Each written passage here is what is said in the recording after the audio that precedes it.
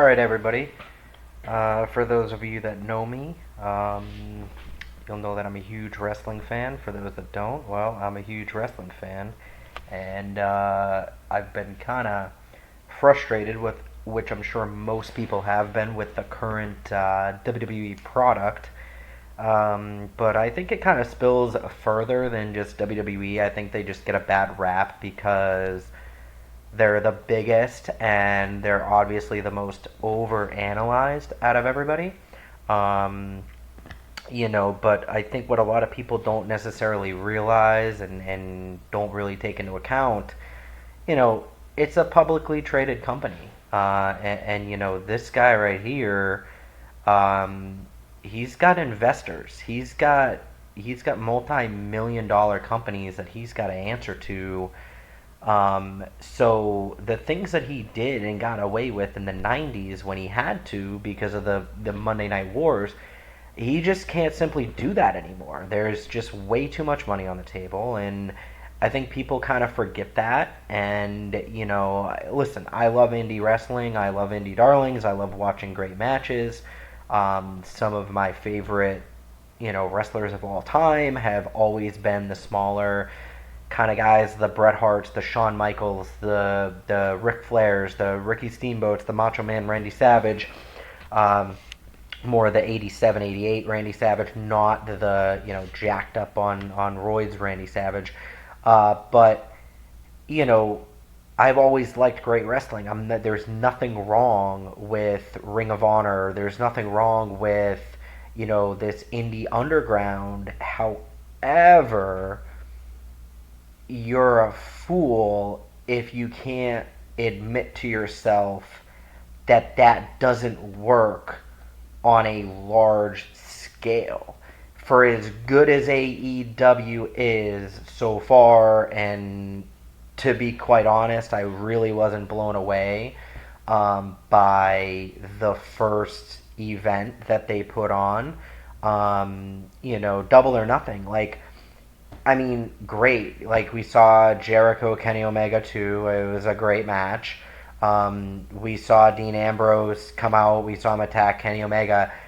That was probably the most predictable thing I've seen. And people bitch about WWE predictability all of the time. That was more predictable than any angle WWE has run in the last 3 years.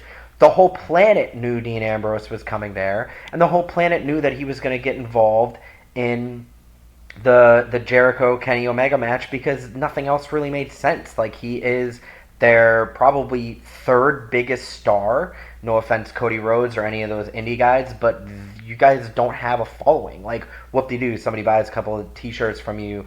Great, fantastic. Dean Ambrose is a legit star. There are 25,000 people that consistently bought tickets to go watch Dean Ambrose. He is a star, okay? That's a huge deal for them. They're not going to have him interrupt the Cody match. They're not going to have him, do anything other than be involved in that main event. And the thing with the main event, AEW is not going to recycle. They're not going to recycle WWE product. And we've seen Ambrose Jericho in the WWE. We've never seen Ambrose Omega. So it was so clear as day that Ambrose was going to come in and that he was going to set up a program with Kenny Omega that he was going to attack him. Past that, the rest of the show, like, the people that are, like, going nuts about this show right now, I sit there and I say to myself, if the characters in the beginning of that company said anything other than AEW, they would be shitting on it. If WWE put out that same product, people would have given that an F+, they would have shit all over it. But because it's something new, it's something fresh, it's something that people have been clamoring for, and don't get me wrong, competition needs to exist in the wrestling business. I think that WWE has gotten very lazy with their booking.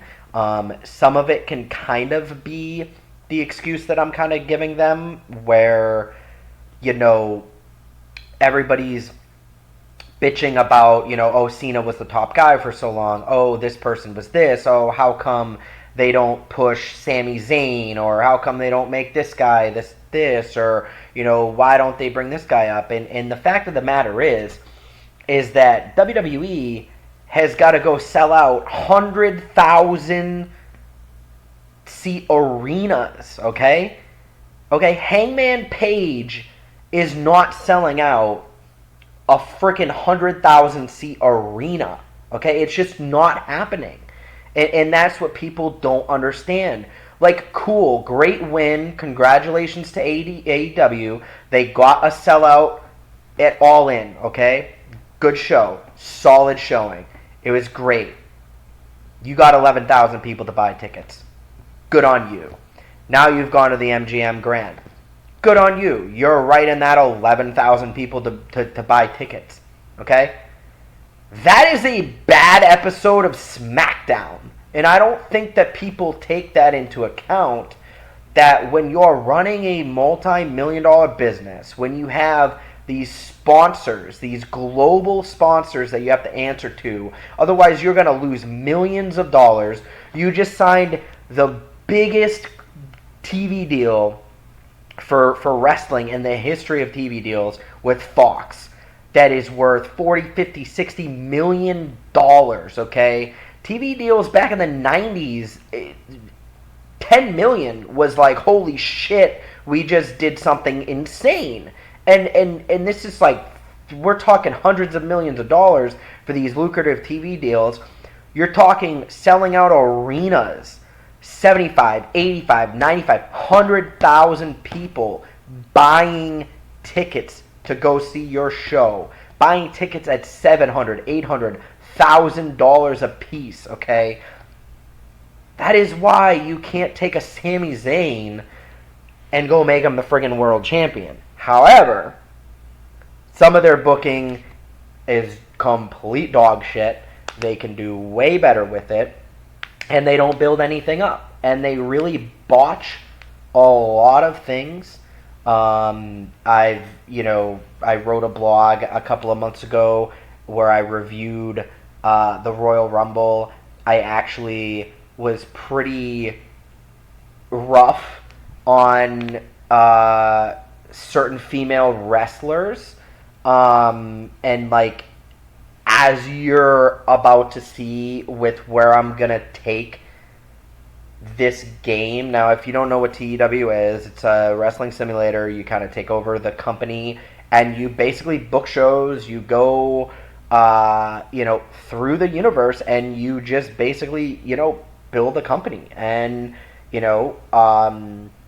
I am taking this the day after WrestleMania. So WrestleMania just took place. We just saw Seth Rollins beat Brock Lesnar. We just saw the first ever female main event in WrestleMania history. Clearly, the company's kind of been building around these female stars. And in the blog that I wrote, it got kicked out. It got banned from a website. It was the funniest thing ever. Because I was kind of a little rough on the female Royal Rumble, and I was kind of a little rough on the booking, certain booking decisions, certain things that WWE made, and as you see, obviously people took that as like, oh, well, I don't like female wrestlers, or I'm sexist, or whatever the case may be. Couldn't be further from the truth.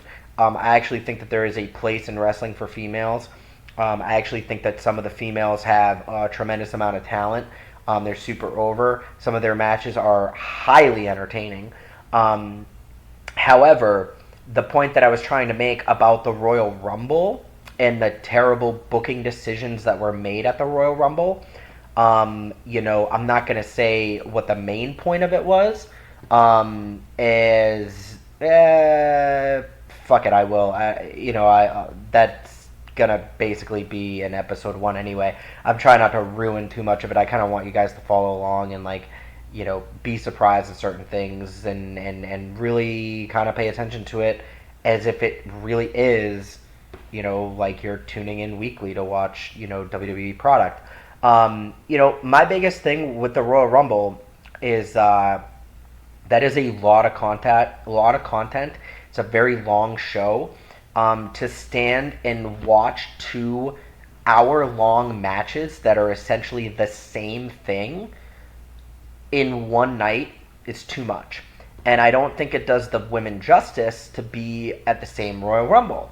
And the point that I was trying to make is you need to take that off and you need to give the women a separate pay-per-view that is it doesn't have to necessarily be like the WWE Women's Royal Rumble. You can call it whatever the hell you want. Keep that Evolution pay-per-view. Keep whatever. Name another pay-per-view. Just give them a pay-per-view, and the headline of that pay-per-view, you make it in December, November, somewhere in there. The headline of that pay-per-view is the Women's Royal Rumble. And now you've got a show that is dedicated strictly to your women. And you can get your champion over that night. You can get your number one contender over that night. And then you can have a solid build from there to WrestleMania. And you can make their match worth it. But when you do dog shit things like put back-to-back Rumbles and, whatever, it's just, you change the channel. It's too much of the same content in the same night. And it just makes it too hard to follow. Now, I did really shit on Nia Jax and really shit on the idea of her getting into the men's rumble and all this stuff. Like, I don't like that kind of stuff. Like, we did that with China, and, like, it is what it is with China, but it's been done. I don't want to see that again. And I certainly don't want to see it with Nia Jax. I don't think that she's the right person to do it with. Is there a female that could come along that could maybe make it believable that they could beat, a male in a match? I don't know. Maybe there is, maybe there's not. But it's not Nia. Like, she's terrible in the ring. Nobody cares about her story. I think she's garbage on the mic. Like, I don't really see what everybody else sees in Nia. And listen, I see a lot of female wrestlers. She's just not one of them. She's just not on the list. And so there you go. It is what it is. But anyway, so without further ado, I'm going to explain a little bit of the backstory for those that have played TEW before. Storylines, big part of it. I've actually turned strict storylines off. It really limits your ability in the game itself to really tell a story. They're kind of really set up to only be like 4-week blocks, and some of my stories are literally going to be like 6 to 8 month arcs. You also are kind of forced into a pigeonhole of like booking the people in the angles constantly together, and like not every story is told by seeing the people on screen every single week together in the same segment. I think that's like the biggest flaw with WWE programming right now, is that they'll run a pay-per-view, and then the following Monday night on Raw, you basically see the same exact matches on the pay-per-view because they literally have no idea what they're doing. Like, there's no, like, hey, this is where we want to be at SummerSlam, this is where we need to be in January, and all of that is leading up to where we need to be in April when we get to WrestleMania. I have literally, for the last, like, 4 nights, been deciding whether or not I'm going to do this. 3 nights ago, talked to a couple people, Jess, a couple of other people that you guys may know, and I said, listen, if I did this, like, and I posted it on, the Lariat Underground forum and everything, like, would everybody pay attention to it? Everybody said, oh yeah, sure, we'll check it out, we'll do it. Even if I don't get a ton of views, I'm not doing this really for views, I'm doing this more for fun. My biggest thing is, like, I sat down and I wrote out the year. Like, I know where I'm going. I know what Mania is going to look like next year. And I know what is going to happen at the Rumble. And I know where I need to be at SummerSlam in 4 months from now in April. I know where these stories are going, and some of these arcs are like 6 to 8 months long, and the payoff's not going to be for 6 to 8 months. And that's what WWE lacks. I mean, that's really where they're hurting. And so anyway, I'm not gonna do a superstar shakeup like WWE does, where it's like fucking a show made about it, and we're doing drafts and we're doing dumb shit. It's just a waste of time. However, these rosters are super fucked up. So, and like gimmicks are really fucked up. So there's a big imbalance in like heels and faces, and there's not a lot of babyface teams for some reason on the roster. So I am gonna be changing dudes as I see kind of fit to kind of balance the rosters out a little bit. And that's kind of be like an off-camera thing. I'm not gonna I think maybe like two of them are gonna have like a built-in like, holy shit, this dude just showed up on Raw, or this dude just showed up on SmackDown storyline to it. But for the most part, I'm just gonna kind of, okay, somebody's on SmackDown now. And that's kind of shitty. That seems like a very WWE thing to do. However, these rosters are like royally fucked up, and I kind of need to get some balance on it, and I kind of need to do all that. The other thing that I have done is I have gone in and I've brought back 205 Live. And I am going to try to book it the way that they should have booked it. I'm going to see if I can give some legitimacy to 205 Live. There's also a lot of guys that I need to have a place to get over. And so, yeah, 205 Live, going to be the place where that happens. You will still see cruiserweights on Monday Night Raw, as I have 3 hours of television to book every Monday, and I'm going to need some cruiserweight action to make that happen. I also did the full WWE pay-per-view schedule with a couple of things sprinkled in. I added Starrcade right here. I just made it a 2-hour show instead of a 3-hour pay-per-view or a 4-hour pay-per-view. I've got the Super Showdown here. It's a 4-hour pay-per-view. I forget what this pay-per-view was. Might be Fastlane. Oh, this thing's called Stomping Ground this year. I think it's going to have the same sort of Battleground concept from what I've kind of read on it. I went with Battleground so that I could have the logo and everything like that. There's logos that are built into the game like this right here. I wanted to keep it like that. That's why you'll see like Starrcade here. This is actually the network exclusive Shield event. But of course that wasn't a graphic, so I made it Starrcade. It's a 2-hour show. Just gives me something to book there. I think I brought back Clash of Champions. I added the women's pay-per-view here. Spoiler alert, yes, I'm doing my idea of making a women's only pay-per-view, and I'm putting the women's rumble there. So, and it's in October, so that gives you plenty of time to build the Mania and actually make a fucking A-level main event with women. And I made Backlash dormant. It's dormant. I might bring it back. I don't know. And then here's my crown jewel. They don't let you book Saudi Arabia in this game for some reason.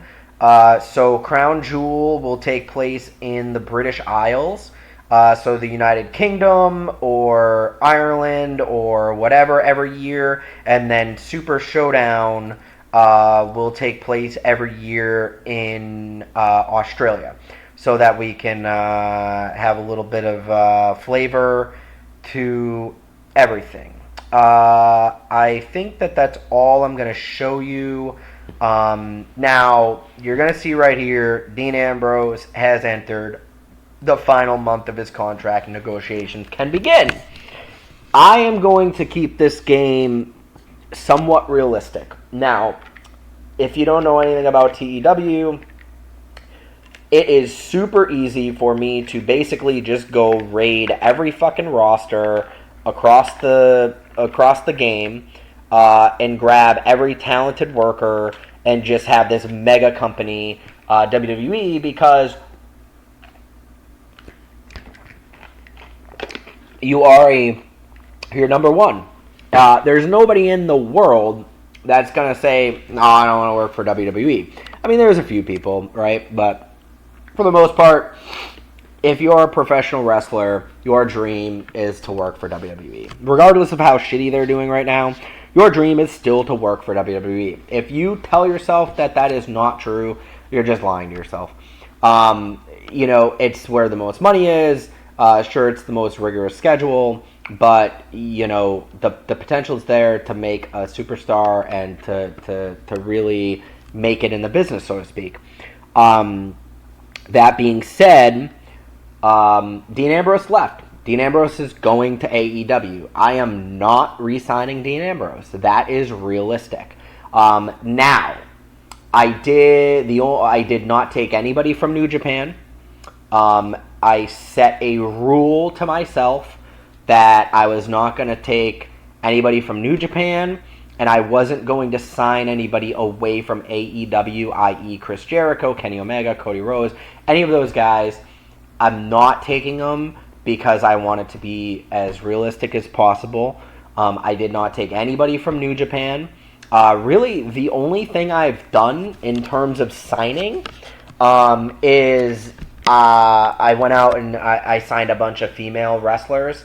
Most of them are gonna end up in like developmental, NXT, and I signed a bunch of British wrestlers. No, I did not sign Jimmy Havoc. I'm leaving him alone.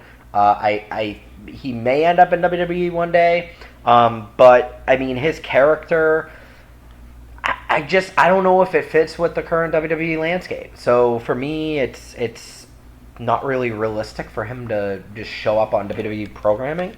However, my developmental roster in NXT UK is like fucking 5 people, as you can see. And so, with that being said, I needed people for these guys to work. Like, what is Noam Dar and Pete Dunne just going to have, like, 25 matches in a row together?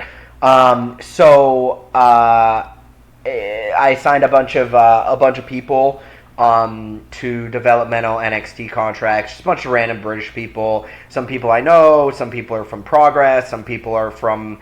I just literally Googled, or not necessarily Googled, but you can kind of pull up this thing right here, workers, and that'll pull up the big database, and then you can kind of filter it out. And I kind of just went over here, and essentially like the main things that I looked for was I wanted everybody to be kind of 27 or younger. And then I wanted them to have decent basics, psychology, safety, consistency, and selling. So these things right here are the main things when you're booking WWE. This stuff up here, not necessarily as important in terms of game, just how you're graded on the matches. So really this was my sweet spot here. And of course, you want charisma, acting, that sort of stuff. So I just kind of searched, said who can go work in the UK, and that's what I did. By the way, my character for this is Bruce Pritchard. I thought that would be kind of funny, considering that he is back. He's been doing his podcast. Everybody fucking hates him. So I am playing as Bruce Pritchard. And why is this fucking Ryan Reeves is in the spotlight? This is the sort of funny shit in this game, right? Fitness magazines often feature pro wrestlers, and yeah, so he made it on the cover of he made it on the cover of a fitness magazine for doing a bunch of steroids. Like, congratulations. Is the Power 500, Tanahashi, very accurate.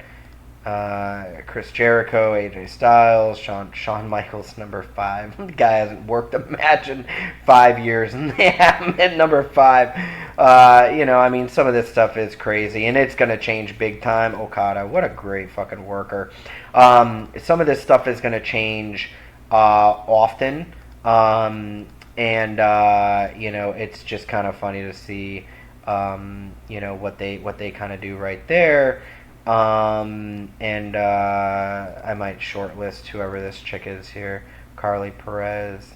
Oh, she's in Lucha Underground as a manager. Okay. Well, can she work? No, she can't really work. She's just sexy as fuck. She's got an A on sex appeal.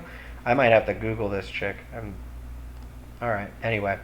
Alright, so without further ado, I have spent like 2 days setting this up, getting the roster set up, doing some certain stuff, and lack of financial records. Vince is going to get audited. So let's book Monday Night Raw, the longest weekly episodic television show of all time, and we're going to make it even longer. Monday Night Raw. We open in the ring with the McMahon family. Vince, Shane, Stephanie, Triple H. They're out here to gloat about the massive success of WrestleMania, to gloat about a dawning of a new era here in professional wrestling. Part of that new era, of course, as Triple H continues, is that he is stepping away from the grind of world wrestling entertainment for the time being to focus all his attention on NXT and on being the vice president, talent relations, on going out and finding new superstars of the future for WWE wrestling. After Triple H is done, Shane McMahon takes the forefront. And Shane McMahon says that as fun as it has been to run SmackDown Live and to be on the day-to-day operations of SmackDown Live, it is time for a change. And unfortunately, that change is not Paige, and it is not Daniel Bryan, but it is somebody else, somebody who will make a larger impact, somebody who will change the landscape of SmackDown Live forever. And that person will be the new general manager of SmackDown Live, and they will be revealed tomorrow night, right here in Louisiana, SmackDown Live. Then that brings up Vince McMahon, who basically just gives us spiel about the future of the business, then, now, and forever, that it's everybody's time, and it's a proving ground for everybody on the roster, and everybody on the roster will now have an opportunity like never before, which leads us to Stephanie McMahon, who takes center stage and discusses the historic main event between Ronda Rousey, Becky Lynch, and Charlotte Flair at WrestleMania. The first time ever that a women's match has headlined WrestleMania. And there's also another first here in World Wrestling Entertainment. She will no longer be the head of Monday Night Raw. The head of Monday Night Raw will be chosen within the coming weeks. However, she will be taking a step away from the day-to-day operations of Monday Night Raw to focus on a third show, a new show, a show that is called WWE Evolution, a show that is going to be the first ever female wrestling show in World Wrestling Entertainment history. A show that will be run specifically by Stephanie McMahon, that will feature all of the female superstars, and that will feature all of the superstars of today and tomorrow. She basically goes on to say that there will be female-only pay-per-views that will be held throughout the year, and then that there will be female-only matches on a weekly basis for the first time ever in the company. She then further clarifies that this does not mean that the superstars that are women wrestlers are not going to be seen on Raw and SmackDown. They will still have a featured prominent role on Raw, SmackDown, and regular pay-per-views. This is just a platform to further the future generations of female superstars and give them a showcase of their own.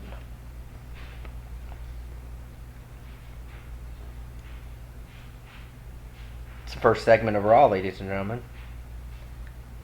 We're off to a hot start. Gets a B. Got the show off to a hot start. Triple H is not suited to his gimmick. Not really sure what that gimmick would be. I'm going to just take a couple of notes as I go.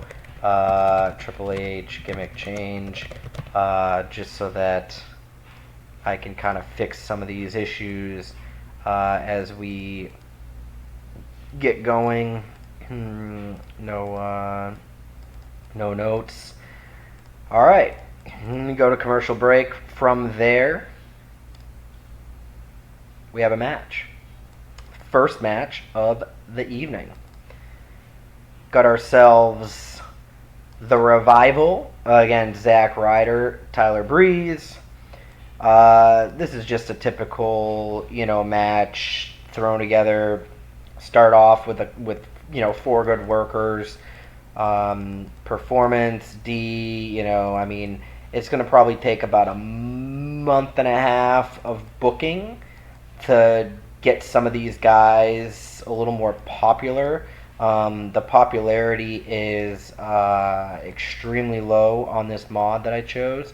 So these first couple of Raws and SmackDowns are going to be kind of rough in the ratings department.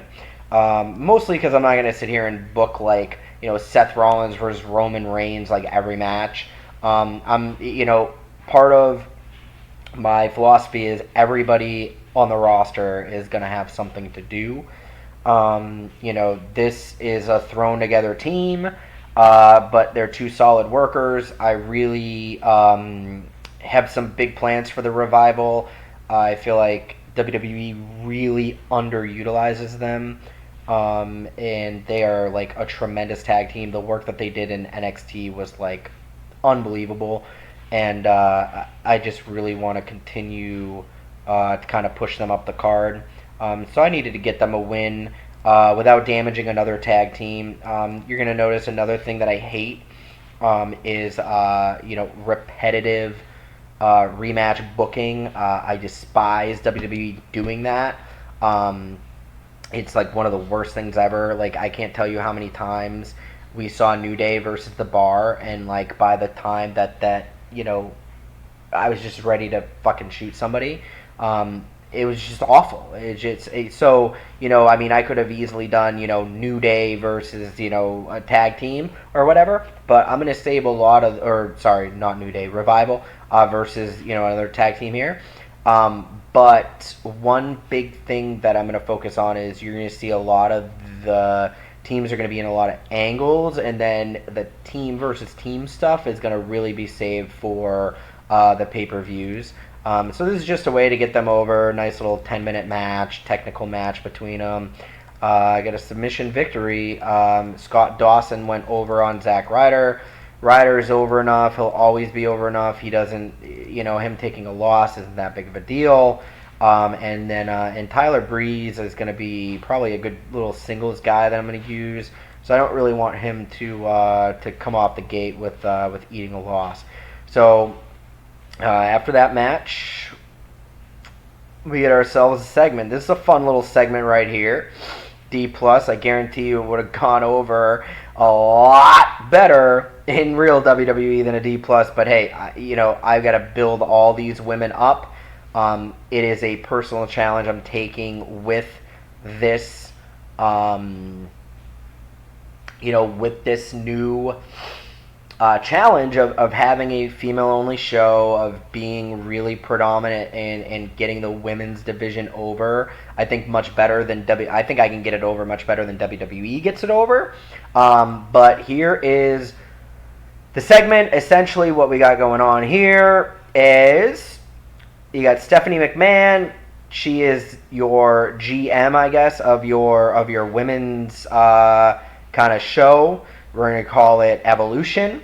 And you got these four lovely ladies right here: Alexa Bliss, Dana Brooke, Lacey Evans, Ruby Riott.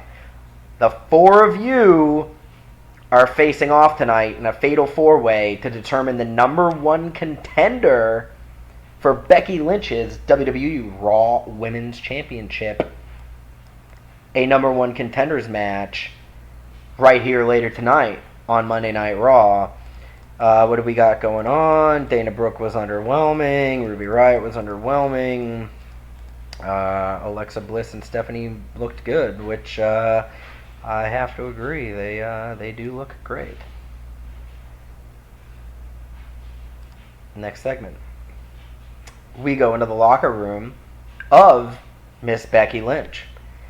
And she's kind of hanging out, admiring her 2 championships.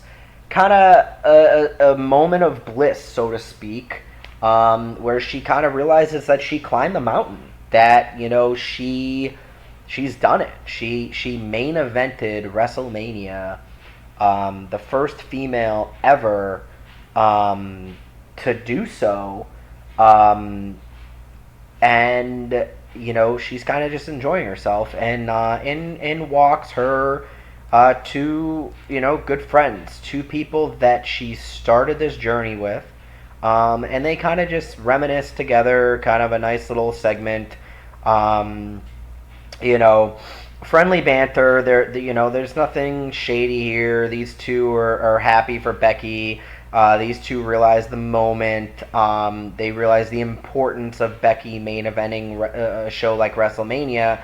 And the 3 of them discuss kind of the big announcement of Stephanie, and that the 3 of them were the leaders of this revolution, and that the 3 of them are going to make sure that this is successful, that this new brand that WWE is putting forward, that they are successful with this new brand. From there, we go to a match. The crowd cooled a little bit. I mean, I knew that this was going to happen. This is just a squash match. I have no fucking clue who this fucking idiot is right here. The cool thing about this thing is you can actually hire local talent. I just went in, grabbed a dude that had like decent basics in psychology. Essentially, I just wanted Drew McIntyre to just destroy somebody. And he does so in 5 minutes. And, I mean, this is just your typical squash match. McIntyre just kicks the shit out of him all over the place. And we're going to go from there. A little dominant victory right there. So we will get McIntyre a little more popular, bring that D minus rating up here. All right. This brings them back up, as it was intended to do. Well, booking 101, Finn Balor hanging out, enjoying his Intercontinental Championship. In walks Dolph Ziggler. Typical, basic angle. Ziggler kind of congratulates him, but says, hey, the only reason why you won at WrestleMania, we're going to go ahead. We're going to see who the real best Intercontinental Champion of all time is later tonight.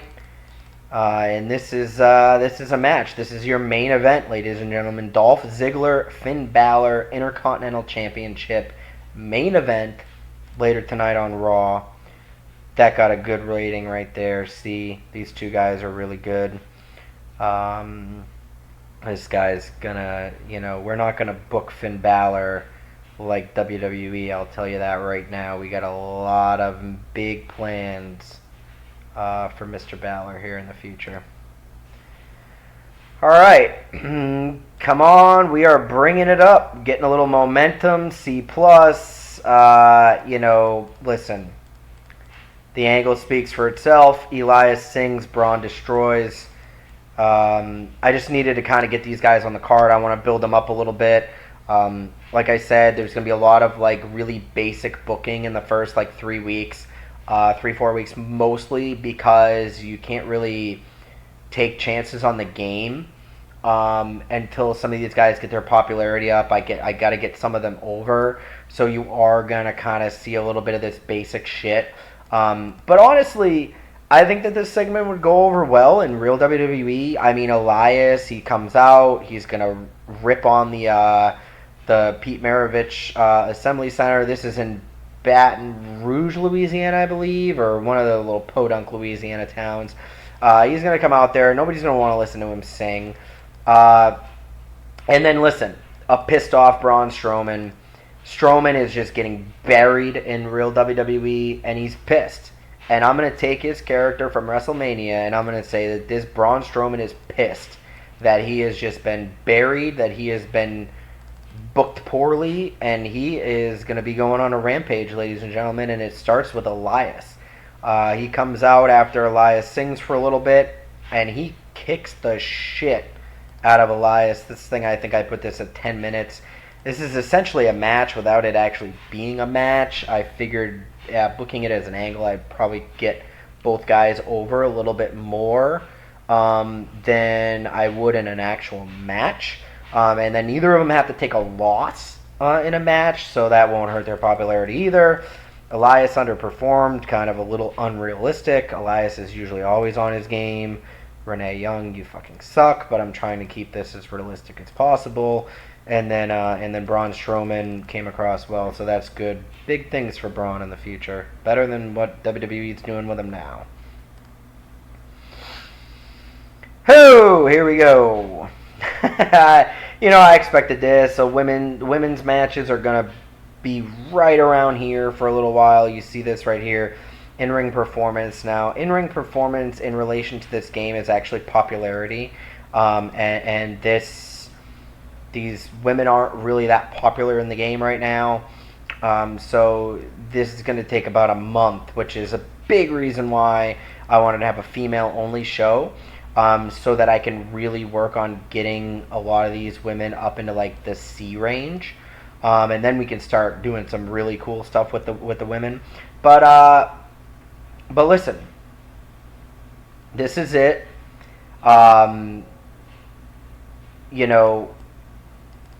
This... Fuck.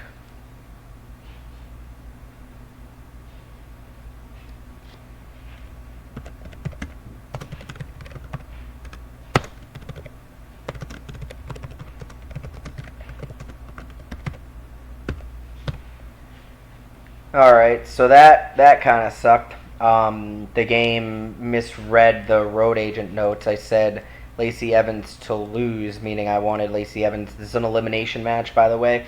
I wanted Lacey Evans to be the last woman.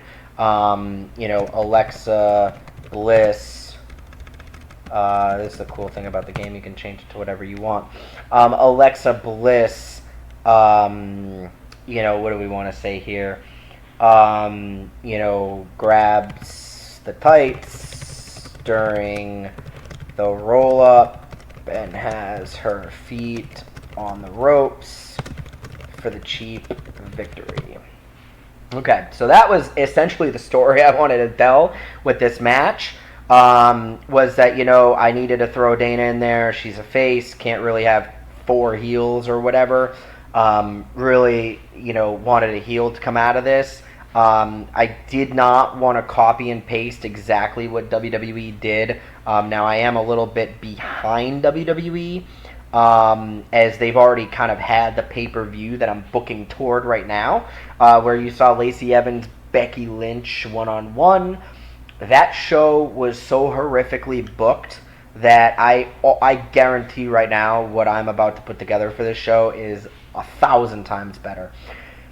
So you got Lacey Evans, you got Alexa Bliss. It's back and forth, 2 women going to town on each other, and Alexa cheats. She cheats, and she rolls her up, grabs the tights, puts her feet on the ropes. She gets a cheap victory. And which leads to the music of all music hitting, which is Becky Lynch's music. Becky Lynch comes out and cuts a little bit of a promo on Alexa Bliss, basically just seeing what Alexa did, and kind of what you got for a setup right here is you've got Alexa, who kind of ran out of the ring real quick. Lacey's still in the ring. Alexa's kind of halfway up the ramp, and then the man's music hits. She comes out. The crowd explodes. They're going nuts. They're eating her up. They got the man signs everywhere. They're buying into it. Alexa, realizing that she just beat Lacey, the realization kind of starts to set in on her face, like, oh shit, now I gotta go against the man here. Becky has got a mic. She gets on the mic. She starts saying that, she just saw that she cheated, and that, that's not gonna happen, when she faces Becky here in the coming weeks. That the ending is going to be a little bit differently, which of course then Stephanie McMahon's music hits, and Stephanie comes out, and Stephanie agrees with Becky. Stephanie says, you know what, Alexa, you did cheat, and we're not going to start off this new brand of women's wrestling with cheating.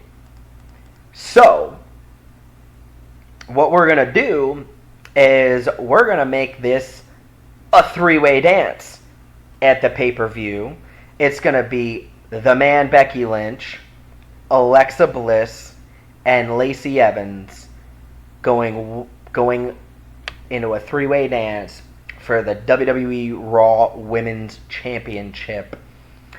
Of course, Becky has no issue with that, as she will fight all comers. She doesn't care who it is. She's going to fight them all. Alexa looks terrified at being caught in between these 2 women, one of which she just screwed out of a one-on-one match with Becky. And of course, Becky, who these 2 have a little bit of history, going back to SmackDown Live. A little unfinished business here. And Becky did not forget that unfinished business. So this is a good segment. This came off well, brought the crowd back up. Renee Young was weak as usual. Lacey looked dreadful, but it is what it is. Brings us to... We go to commercial break. When we come back from commercial break, essentially, there's a big, long angle. So you get Seth Rollins comes out to discuss his victory at WrestleMania. Then Roman Reigns comes out to congratulate his friend on his victory at WrestleMania. And just before these two are about to maybe discuss future plans for the WWE title, maybe there's a little bit of a hinting there for the Universal title, I'm sorry. Out comes Dean Ambrose, who, jumps in the ring, and you think that there might be a little bit of tension between the three of them, but, this is the Shield, and it's a little bit of a reuniting, and these guys are a united front. They kind of all embrace, they're supportive of Seth Rollins, of him finally making the climb to get the Universal Championship.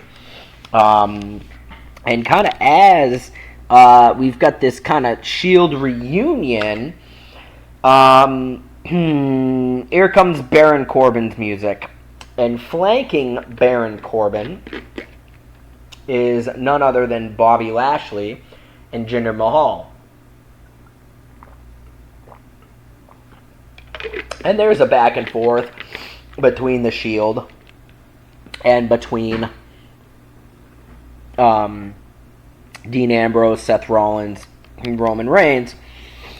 And then Seth comes up with an idea. And the idea that Seth comes up with is, why doesn't the Shield face Corbin, Lashley, and Mahal at the pay-per-view? And if Corbin, Lashley, and Mahal can win, then they can get a Universal Championship shot at none other than Seth Rollins. But if they lose, there's no Universal Championship shot in the future for any of these guys. As Seth Rollins will be focused on potentially giving a shot to his Shield brethren, Roman Reigns. So let's see here. Seth wanted to go off script. I was actually kind of a little nervous. This got a little bit better than I thought. I thought these three were going to really drag it down. It just shows you how over these three guys are. Seth wanted to go off script. And I know these guys would be able to handle it. I didn't think these guys would, so I'm actually surprised. Alright, so I got an issue with Seth Rollins' gimmick and an issue with Jinder Mahal's gimmick. I wonder what Seth's issue is there.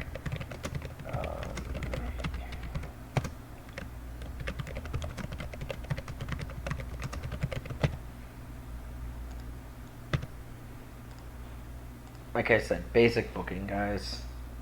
Nothing fancy yet. Brings us to the next segment, which is a match. The announcing quality lift the match. Listen, this is just a match to get these guys on TV. Mike Kanellis over Apollo Crews, 7 minutes 50 seconds. He uses the ropes for leverage. There was also Maria Kanellis distracted Apollo Crews. That's the story I kind of wanted to tell there.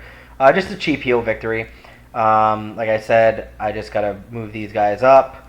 You got Titus down there with Cruz. He did some good work at ringside.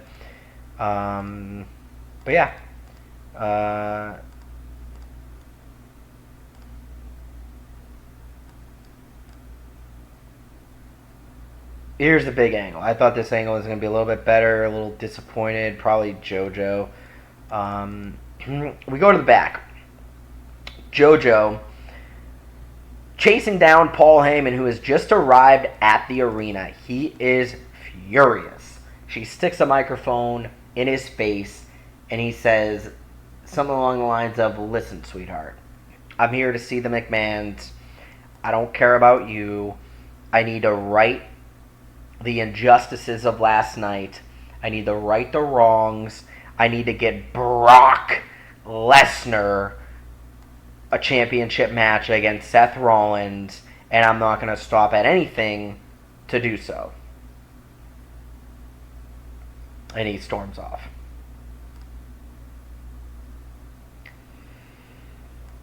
Just a basic tag match. Liv Morgan, Sarah Logan over Sasha and Bayley. I gave Liv and Sarah the victory here so I can kind of start building them up. These people don't need much, you know. You can afford to lose a match when you're as good as they are. And that's exactly what this was. It was a quick roll up. Here, Bayley. And then really the overall story on here is that this is a good tag team, well-oiled machine. These two have teamed up, former SmackDown Women's Championship champion holders, but this one, it was a quick roll-up, your standard, Bayley bumped into Sasha on the ring apron, Sasha falls off the ring apron, Bayley's concerned, and then Liv Morgan sneaks in for a quick roll-up, Bayley's stunned, these two get out of dodge, Sasha looks disappointed, and that's the story that I wanted to tell with this match, and it didn't get a good rating, but it is what it is.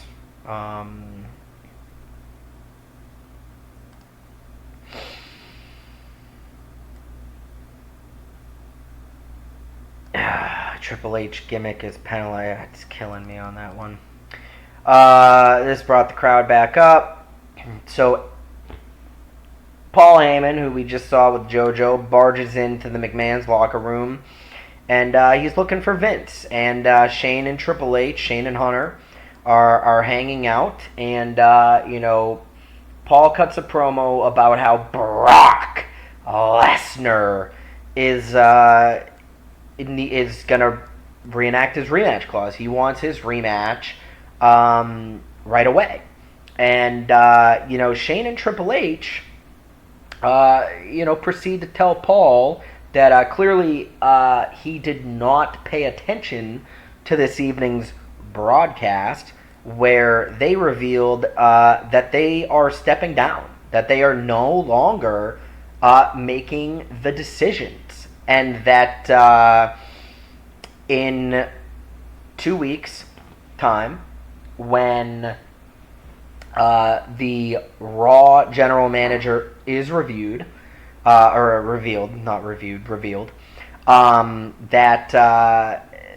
they would allow the Raw general manager to determine the fate of Paul Heyman and Brock Lesnar, and to determine whether or not Brock Lesnar was deserving of a Universal Championship rematch.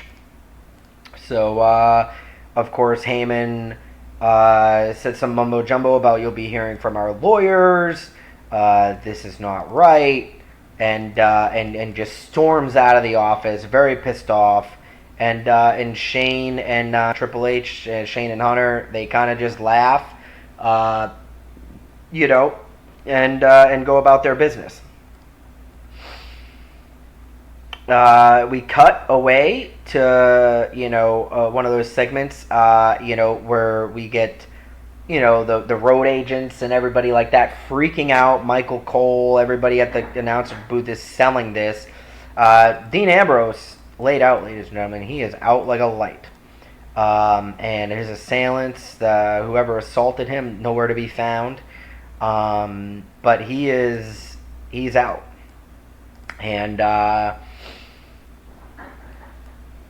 And yeah, I mean, that's just a very quick, basic segment. 2-minute flash. Who took out Dean? And we get ourselves a little bit of a match right here. Ethan Carter III, Bobby Roode. So I repackaged. WWE calls him EC3. Maybe the game had him as EC3. I'm not calling anybody EC3. That's the dumbest thing I've ever heard. It's fine for an initial. It's fine for a shorthanded thing. But in my game universe, in this WWE universe, he is going to be known as Ethan Carter III because that just sounds a lot better. 10-minute match, good match here between two good workers. That's what I was hoping for. You know,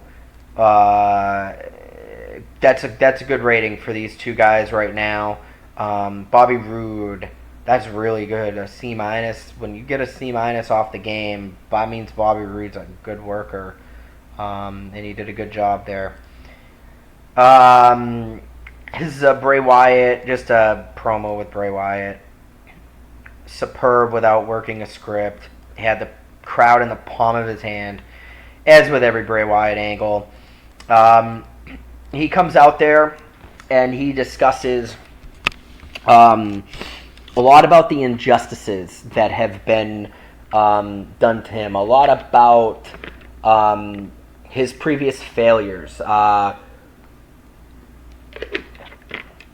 Really touching on the fact that he really has not done as much as he would have wanted to at this point in his WWE career, and that he needed to that he really was going to focus on looking deep within himself, and that the answers are there to find. And if he looks hard enough, that the answers will reveal themselves, and that they will be revealed in due time.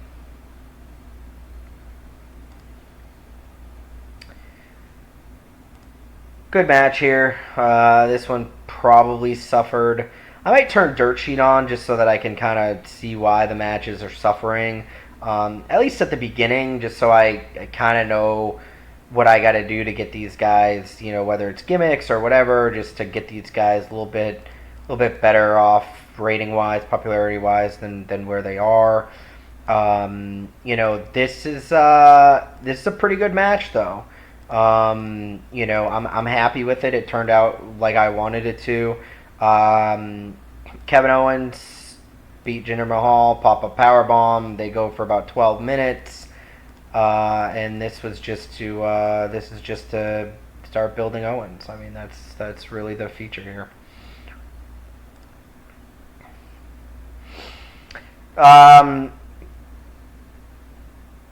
This is literally just thrown together. A little. This is just crazy that it got a C- here. I literally threw this together. This is some WWE shit right here. These two guys, they're hanging out. Maybe you get a little Curtis Axel, you got some Titus O'Neil. Who knows? They're playing board games, whatever they're doing. Maybe they're talking backstage area. You got Razor, you got a Kane. They're coming through. They bump into these guys. Typical, these little road agent business. Shane McMahon happens to be in the vicinity when this is occurring, and Shane says, "You know what? We're not going to settle this crap in the back. We're going to settle it in the ring." And Shane books a match for tonight. You're going to see Authors of Pain against Curtis Axel and Titus O'Neil.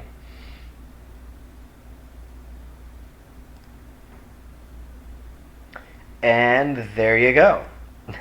Curtis Axel and Titus O'Neil. Authors of Pain are garbage. I thought that they were a little bit better than that, but they are trash. So D-. I mean, it is what it is. This was just a literally quick 6-7 minutes, just to kind of establish these two. They're going to be one of my top teams moving forward. Listen, they're badass brutes. I think WWE books them poorly. I'm not going to make that same mistake. So they go over. Akam, however you say his name, smokes Curtis Axel with the last chapter. we got ourselves a quick little match there for D-. Seth Rollins shown knocked out backstage, subject of a mystery attack. Seth Rollins, he's laid out too. So that's 2 of the 3 members of the Shield that are now laid out. Interesting. Huh.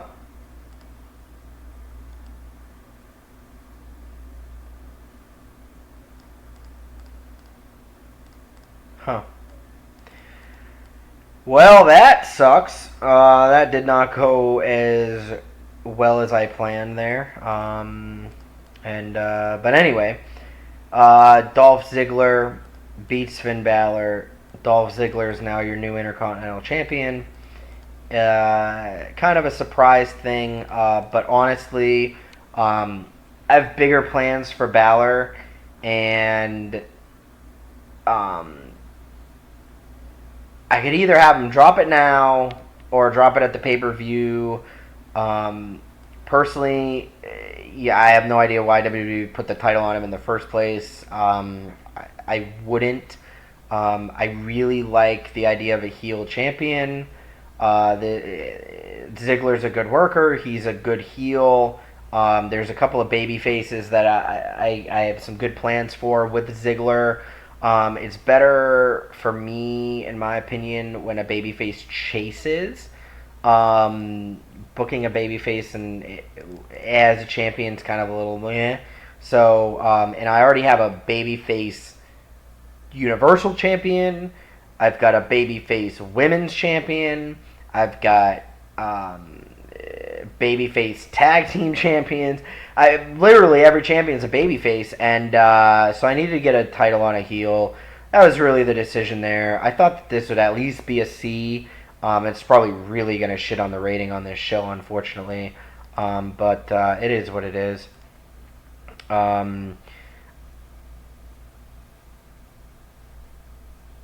That's interesting. So I had them call this in the ring. And Michael Hayes let me know that it's a bad idea to have Finn Balor call a match in the ring. Which is probably why this got a really bad rating. No, this must be something with the mod. Because Finn Balor is a tremendous worker. And I figured that, putting 2 good workers together, call it in the ring, and it would go good. So that was my mistake. It is what it is. And so here you go. We go backstage, and with both Shield members down, Roman Reigns is left by himself. And as he's walking through the backstage area, the 3 men that showed up earlier surround him, and they just maul Roman Reigns. And as Raw goes off the air, Roman Reigns is laying down, maybe a little blood. This is my universe, not the WWE universe. We can have a little blood here. Maybe a little bit of blood as these 3 men stand tall over the Shield. We end the show. Show crushed us in popularity. C-rated show. We'll figure that out though. I'll book a strong SmackDown. I think either that or we're just gonna have to suffer through the first month of this and then kind of bring up our money in the second month. So that's it. And that is all for Monday Night Raw. I don't think that I have anything in here that you guys can't see. Thanks for tuning in. Up next is obviously gonna be SmackDown Live, and I got some big plans for SmackDown Live. You've got the new general manager reveal of SmackDown Live that's going to take place. You've got obviously the fallout of WrestleMania. What's going to happen with the fact that Kofi Kingston is now your WWE heavyweight champion? What's going to happen with Daniel Bryan? And then what's the fate of AJ Styles? WWE kind of booking AJ like he wants to be booked, which is like a part timer. But AJ's not a part timer in my game. So I can tell you that I love AJ, and I think that AJ is one of the best workers. So don't be surprised if AJ is really the head guy in this story. But that's it for Monday Night Raw, and I will be back for SmackDown. Alright, so here we are, the WWE SmackDown Live. So, a little bit of a shit show happened between booking Raw and then putting together a show for SmackDown. When I ended the show on Raw, the game crashed, and I tried to reboot it, and I did it 3 times before I realized that there must be something wrong with the mod that I was using. So I downloaded another mod. I had to start over. I had to build the whole game again, which was kind of a pain in the ass, because I had put probably like 2 days into building the damn thing. But the benefit of this mod that I'm using, I think the popularity on the wrestlers a little more realistic. The other benefit is that I didn't even realize this in the last game, but they did not put AEW into the mod. And so this mod actually has AEW in it, which is what I wanted, because I really want to book against AEW. I mean, I don't really think that they're going to do much in the game, but I really wanted it there, and I might show you their roster. I mean, it's pretty much what you know of AEW.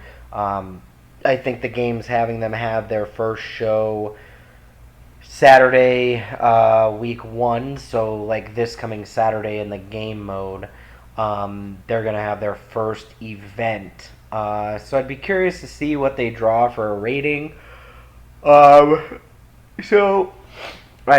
I'm really tired. I reran Raw. I booked it the same way for the most part. I did change like one person in a match, mostly because this had that person on SmackDown, not on Raw. But everything remained the same. The show was more realistic, more successful. The Finn Balor Dolph Ziggler match, that got a C+, I think, instead of a D- or whatever bullshit rating it got on the last time. So a lot more realistic. This is a little more realistic starting off the game, which is going to be a good thing. So here we are, SmackDown Live. This is a dark match. This is not an opening match. It's just like I was saying, these rosters are kind of unbalanced. So this first week, I'm just kind of seeing what I have to work with before I fucking tinker with the rosters. But I'm definitely going to have to tinker with the rosters here on SmackDown, or I'm going to have to make SmackDown 3 hours, but I really don't want to do that. But essentially, as you'll see, there's some big guys left off this show, but it needed to happen in order for me to build the show exactly how I wanted to build it. So, without further ado, here's your first match. The Iconics versus Naomi and Nikki Cross. One of my rules in booking is that, the Iconics, they're a legitimate tag team, and these are just 2 random people thrown together. Anytime this goes across the game universe. Anytime that there is a legitimate tag team, 99.999% of the time, that legitimate tag team is going to win, just because it's more realistic. So anyway, performance here, nothing. Actually, Naomi had a really good performance. She did really good. Nikki Cross not suited to her gimmick, so here we go with the gimmicks again. This one did not have as many fucked up gimmicks. I say that, I open up the thing and then there's 12 of them. So I was wrong. This one did have a lot of fucked up gimmicks too. And it's just random shit. It's just the game, like, letting you know. Like, they probably have her on her correct gimmick, like some crazy bitch gimmick or whatever. But with her, she probably doesn't have a strong rating in the category. So, they're going to tell you she's not suited for the gimmick. So you just change it to something as close as you can get. That's probably what I'll do. So, without further ado, SmackDown Live, we open with a segment. How this segment starts is we're coming off the heels of WrestleMania. So Daniel Bryan's music hits. He comes down to the ring, and he's not happy. He is irate with the fact that he lost to Kofi Kingston. And he calls Shane McMahon down to the ring, and Shane responds, "Here comes the money," all that jazz. Shane gets in the ring. Shane, basically says, "Hey, Daniel, you were a great GM. You were a great champion. Thank you. This is going to be my last SmackDown as the commissioner. In 2 weeks, the new general manager of SmackDown will be here. Bon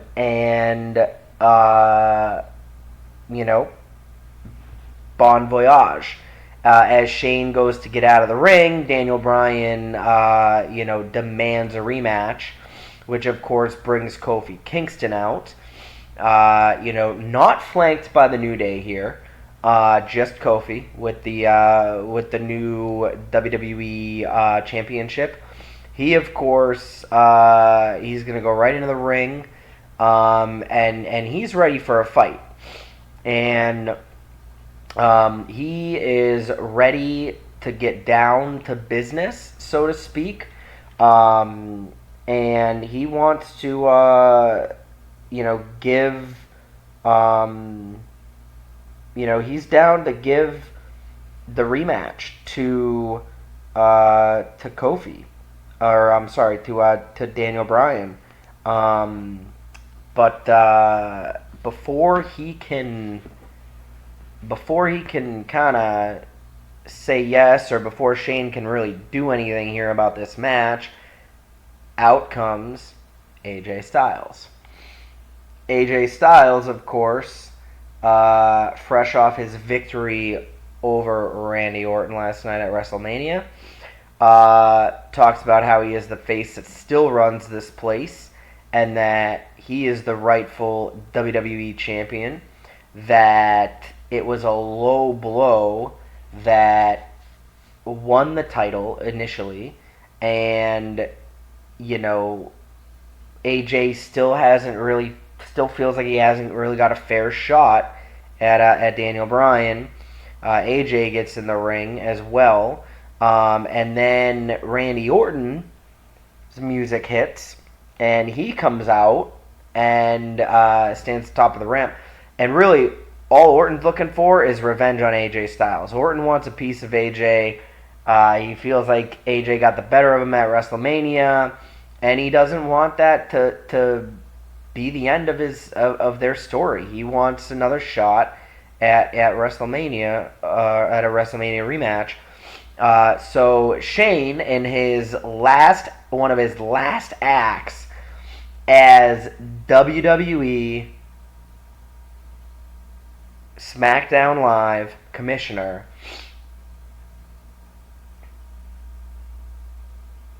books a fatal four-way for the pay-per-view. Daniel Bryan versus Kofi Kingston versus AJ Styles versus Randy Orton for the WWE World Heavyweight Championship. We've got ourselves a pay-per-view main event, ladies and gentlemen. Let's see. Xavier Woods helped Kofi. Well, I didn't really want Xavier to be out there, but I guess Xavier Woods came out with Kofi Kingston, ladies and gentlemen. Fucking piece of shit. My announce team, by the way, does have Paige. I needed something to do with Paige, seeing as she's not the GM anymore. I'm paying her like $3,500 a month or whatever the fuck it is. I figure I might as well use her. Plus, I really want that Renee Young, Paige, kind of a female announcer on each show. Honestly, she kind of sucks.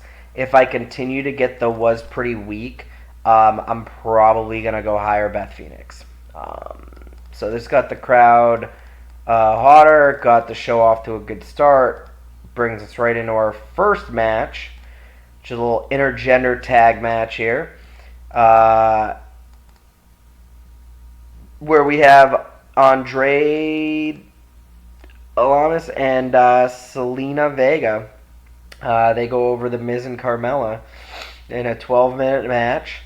What do we got here? The Miz was better than everybody else. Selena was the weak link, which is fine. I mean, it is what it is. The Miz is not suited for his gimmick. This was just an intergender tag team match. I really wanted the three of these people to kind of rub in with his stardom. The Miz is very over in the game. As you see, like, this is a C-rated match. The game is basically telling me that she sucked, and we know that she's not very good. By judging from down here, she's rated a D, and Selena's rated an E. So I mean, they're terrible. But they all kind of were able to leech off of the Miz there, and that was really the story there. I just really wanted these three right here to kind of rub shoulders with the Miz, and Andre, Jesus, is not suited for his gimmick too. I gotta do all these gimmicks after the show here. It's gonna be annoying. The Miz shone. Is that, like, I guess it's correct English, they put it in the game, but I just feel like the Miz shined in the match would just sound so much better.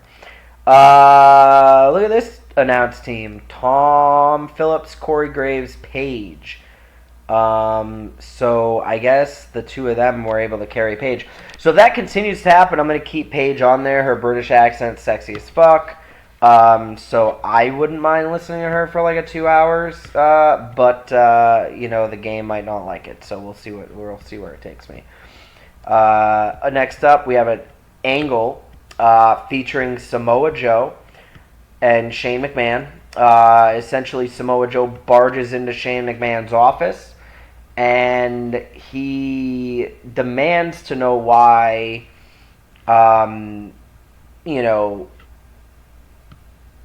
Shane McMahon gave Randy Orton an opportunity when it's clear Randy Orton doesn't deserve a title opportunity. The guy lost at WrestleMania. He's a part-time guy. He's never around. Why does he get another opportunity? Meanwhile, Samoa Joe, he's on a tear. Got the U.S. title. He's beat the shit out of Rey Mysterio. I mean, he is just on a tear right now. And Shane just says, too bad. I'm not going to change the match. And, Joe, you just really haven't proven it to yourself. And Joe loses his mind.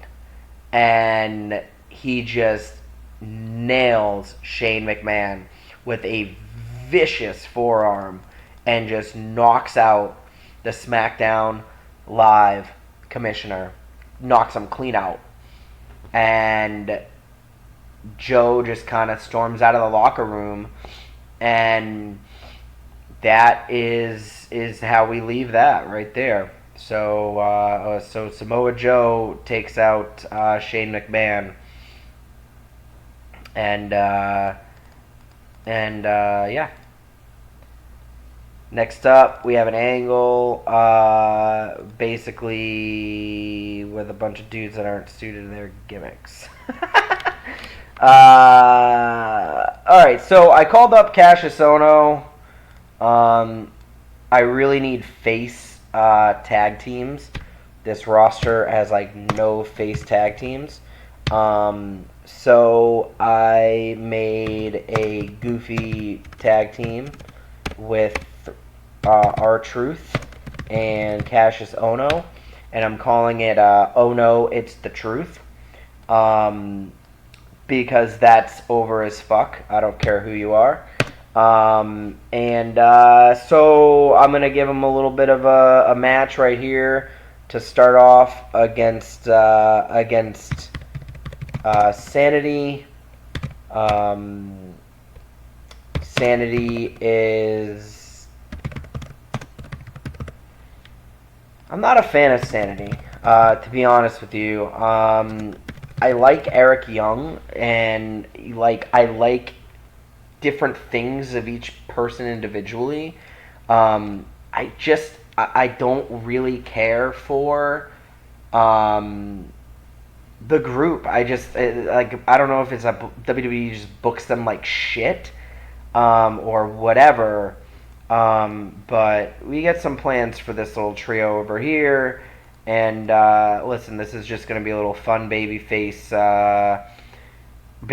thing. I mean, if you can just imagine the entrance, the entrance starts off, you got, oh no, by the way, I can't sing, and then fucking bam, R-Truth comes out, just starts rapping.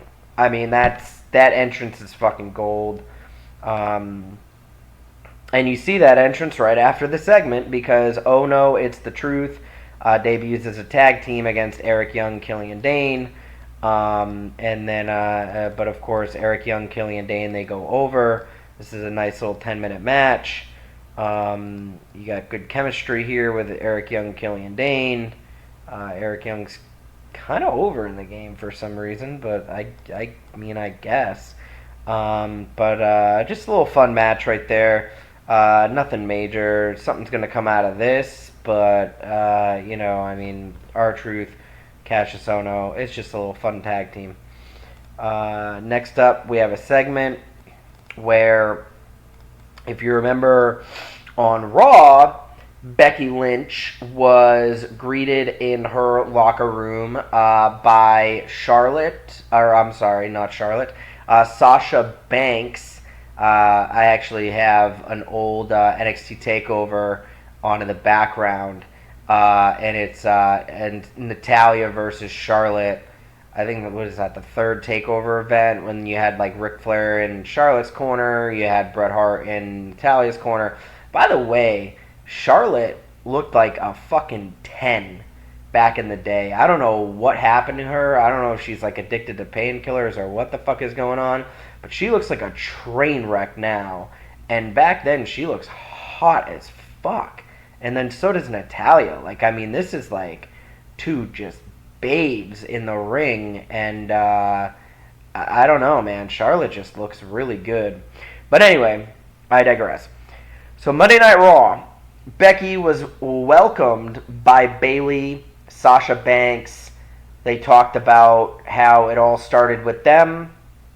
Well, I'm here to tell you, her welcoming, after beating Charlotte Flair at WrestleMania in the biggest match of both their careers, not as friendly here on SmackDown Live. Charlotte vows to make it her mission to beat Becky Lynch, and her mission to once again become WWE SmackDown Women's Champion. you got closure with the Triple H Batista storyline at WrestleMania. Another big storyline that has always kind of been out there in the WWE universe, these two. These two have been linked together forever. Um, and, honestly, they really haven't gotten, a just due, I guess. I mean, I guess they had their WWE Championship match or whatever. But anyway, it was a pretty good feud, and essentially, what this is, honestly, is Cena's still the star of the company. He's kind of on a part-time thing. I think I got Batista for another month under contract, or I think 3 months. I'm paying him like freaking $30,000, I think. So I just wanted something for him to do. I know that this is going to draw. I mean, look at the first angle. The first angle has got an A already. I know that this is going to draw. Essentially, John kind of comes out, cuts a promo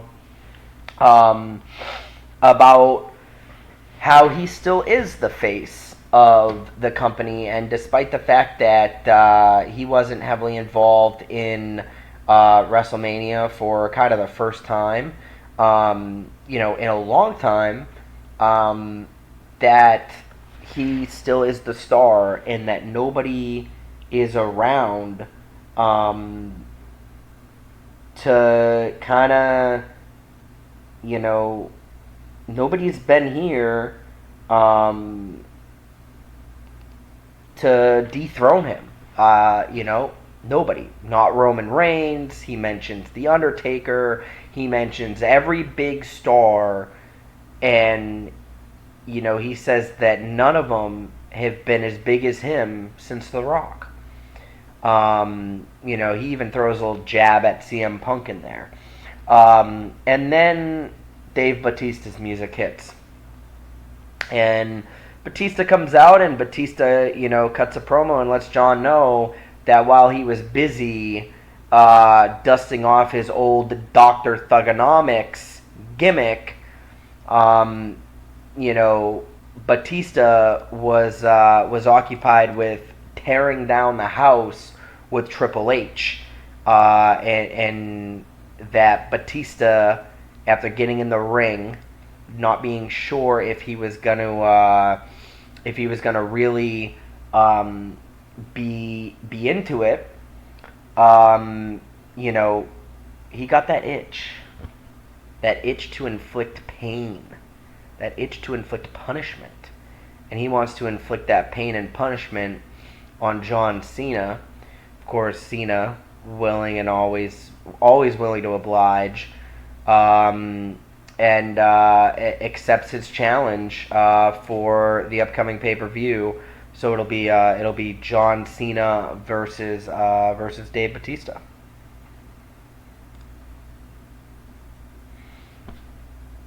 Following that, we've got ourselves a little tag team match: the Hardy Boys against the Colognes. Nothing much here. Another comment about Paige being weak. I might have to hire Beth Phoenix. This is just a tag match, guys. I mean, there's nothing here. Jeff Hardy heading above the shoulders, above everybody else. It got to be minus 4 solid workers. This match definitely placed it behind the Cena segment for a reason. I kind of want these guys to get a little more over. I need tag teams. Like, I'm desperate for tag teams in the game. So, and like I said, I'm not going to go hire a bunch of like random tag teams. That would just be too easy. So I'm going to build around what I've got on the roster, because that's what Vince has to do. So I'm going to take up the task. Following that, we've got we cut to the backstage area where we don't see the attack, but we see Asuka, and she is down, and we see Sonya Deville and Mandy Rose standing over top of her. They're very pleased with the obvious damage that they have inflicted on Asuka.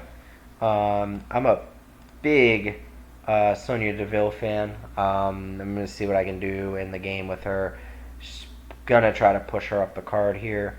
And then as far as Asuka's concerned, WWE books her so poorly. We'll fix that, starting with this big, huge, feud that we're about to start off here. So, following that, we have Samoa Joe, who is walking through the backstage area and runs in around the corner, runs into Shelton Benjamin. And Joe is still on a rampage, and, Shelton and him walk by each other, and it's not an intentional bump, but there's equipment on each side, whatever the case may be. Shelton bumps into Joe, and Joe takes exception to it.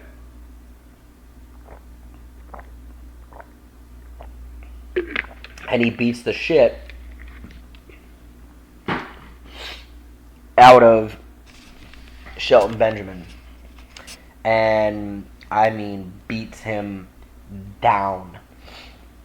And Joe puts Shelton Benjamin in an arm bar and doesn't let it go. There's road agents, there's tons of people.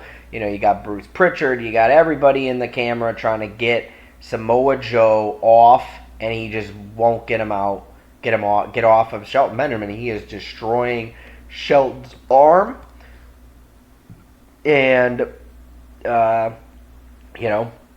finally they pull him off. The EMTs come in, and we fade off to the next segment, which is a match, AJ versus Harper. This is just a solid match. I mean, that's all that this was. I just wanted a good match for both guys. Even in a loss here, Harper still is going to stand out with getting some in-ring action with AJ Styles. And there's that. Next up, segment where Stephanie McMahon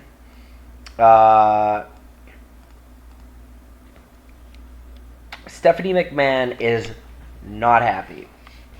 And she's not happy because these two have taken out one of the bigger stars earlier in the night, Asuka. And so Stephanie basically says, alright, well, Sonya Deville, if you want Asuka so badly, then you've got her next Tuesday on SmackDown Live, one-on-one, Sonya Deville and Asuka. And Sonya and Mandy kind of look at each other with a smile on their face, and then Stephanie, as she's about to walk away, she turns back to both of them and she says, oh yeah, and Mandy Rose is banned from ringside. And that wipes the smile right off the face of the two of these two. So it's next week, Tuesday night. It's going to be Sonya Deville, Asuka, one-on-one, mano y mano. Alright, we got ourselves one-on-one match. United States Champion Samoa Joe against Big Show. The title is on the line. One of the things here with the Joe character, he's a badass motherfucker, and badass motherfuckers would defend the title every chance that they got, because they're not going to back down from a challenge.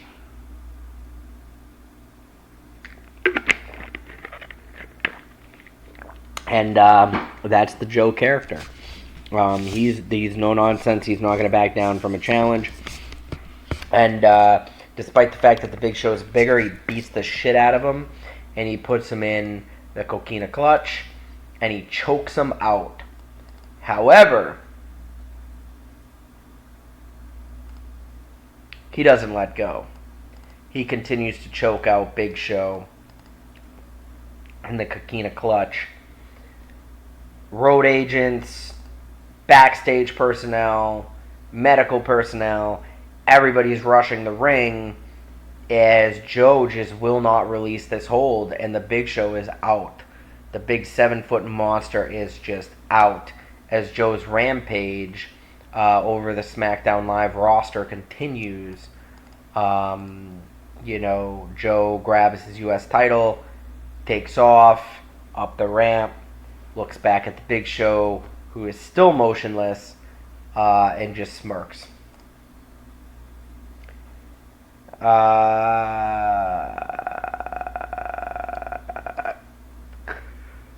Kofi Kingston, your WWE Championship. Your WWE Champion, Kofi.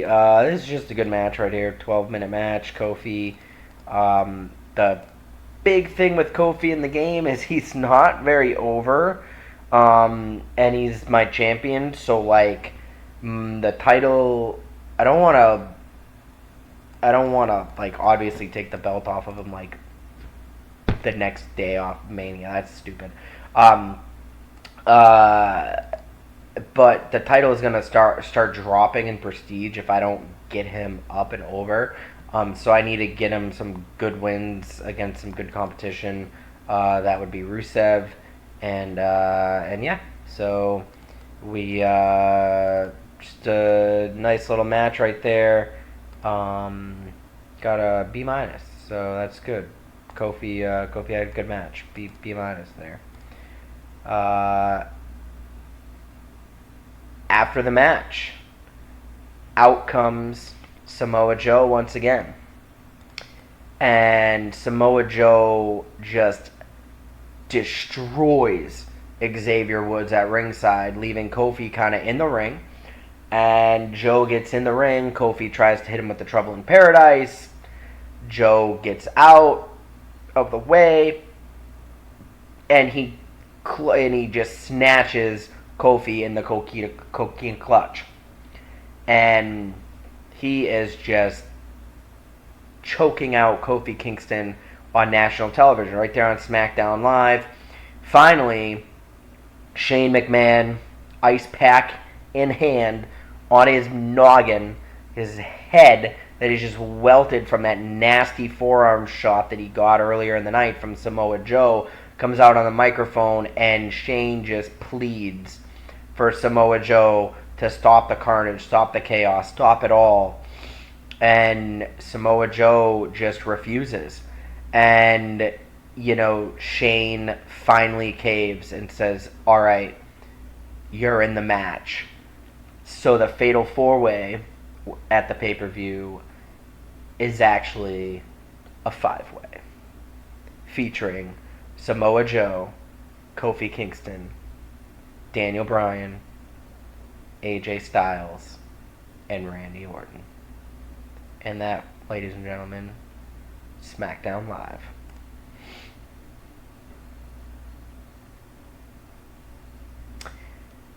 Show increased our popularity in 26 regions. It got a B, which is pretty good. There's the whole card in and of itself, and that is it for this episode of SmackDown Live.